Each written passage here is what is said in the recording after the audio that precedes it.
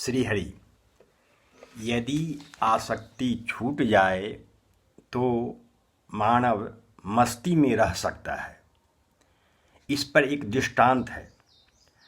छत्रपति शिवाजी अपने गुरु की मस्ती, उमंग और आनंद को देखकर सोचने लगे, इस सब का कारण क्या है।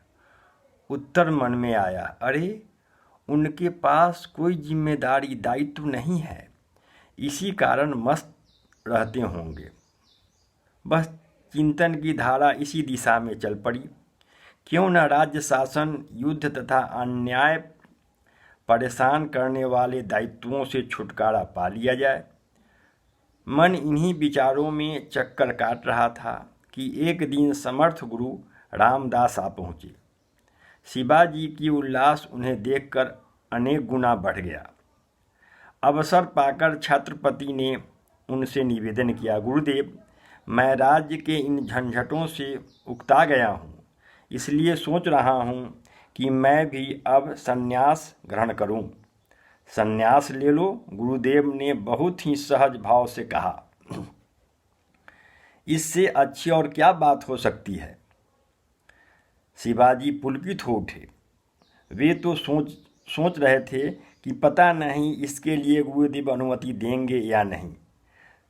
शायद उन्हें बहुत मनाना पड़ेगा, लेकिन बात आसानी से बन गई। उन्होंने कहा, तो फिर आप अपनी दृष्टि में कोई ऐसा व्यक्ति बताइए जिसे राजकाज सौंपकर मैं आत्मकल्याण की साधना करूं और आपके सानिध्य में रहूं। गुरुदेव ने कहा, मुझे राज दे दे और चला जा, निश्चिंत होकर वन में।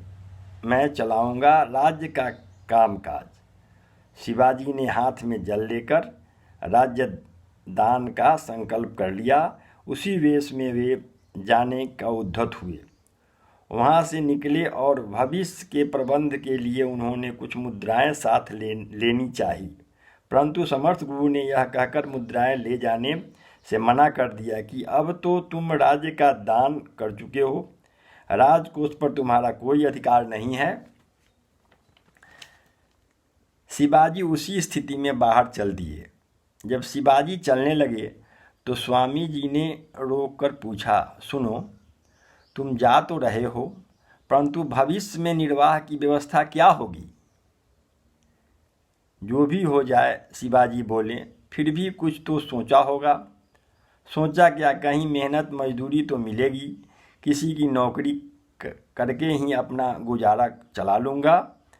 विरक्त स्वर से शिवाजी बोले, अच्छा तो नौकरी ही करनी है। मैं समझता हूँ कि तुम्हारे लिए मैं बढ़िया नौकरी की व्यवस्था कर सकता हूँ, बड़ी कृपा होगी। शिवाजी का उत्तर था, तुम यह राज तो मुझे दे चुके हो, अब मैं जिसे चाहूँ उसे इसकी देख रेख में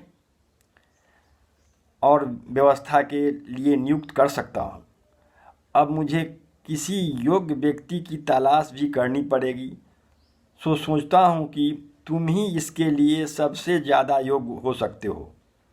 इस भाव से राज्य का संचालन दायित्व संभालना कि तुम केवल सेवक मात्र हो। यह राज्य मेरा है। शिवाजी स्तंभित रह गए।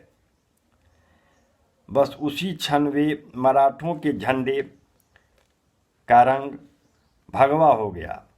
शिवाजी भी अब हर स्थिति में मस्त रहने लगे।